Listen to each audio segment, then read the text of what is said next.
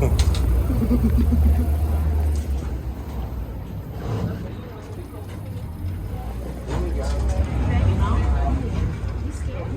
right, folks, here we go. The water we're on today is called Bayou Signet. The word bayou comes from the Choctaw word bayuk, which means over water. This waterway was created because years ago we put in a levee system protecting water. All that snow was built up in Minnesota, in Wisconsin, and Illinois, and Indiana, Ohio, Kentucky. All that water comes down the Mississippi River, overflows its banks, and brings on passageway to the Gulf of Mexico. So this waterway is Gulf of the Gulf about 75 miles away, but it's no longer connected to the river anymore. But it's still considered a bayou. Because every time the tide changes in the Gulf from high tide to low tide, it slowly brings water in and brings water out, which is a good thing.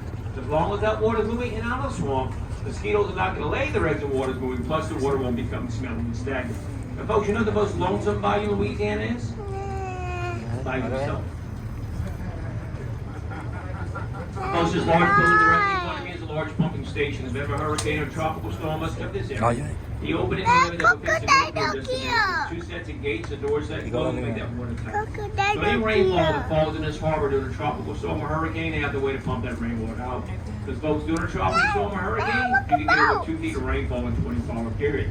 There's some parts of the country that get 2 feet of rainfall the entire year. It's on a rainfall, they have to move in a short period of time.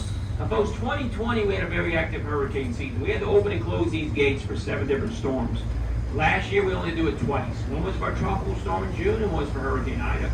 Both for Hurricane Ida, it took almost 5 days after that storm came through here for the water to go down low enough to safely open these gates back up. Folks, we were out of commission for almost 15 more days after that. We had over 130 mile-an-hour winds from this area for almost 8 hours straight. So almost every power line and power pole in this neighborhood either had to be repaired or replaced. Rock power plant. This concrete wall in front of me was also built after Katrina. This wall was 16 feet high. When Hurricane Katrina was went ashore when it hit the Louisiana Mississippi border, that storm surge from that hurricane was over 30 feet high, twice that of this. You gotta ask yourself, if they built this after Katrina, why did they build this up to 30 feet high? Well, the answer to that question, folks, is the swamp. The swamp is only important to the animals that live out there. It's important to people that live in this neighborhood behind it. Because if a storm beside Katrina, Iowa's come directly through here. That storm surge would never get up to 30 feet high because the trees in the swamp would help knock it down. So they save millions and millions of dollars only having to build a 16-foot high levee versus a 30-foot high levee.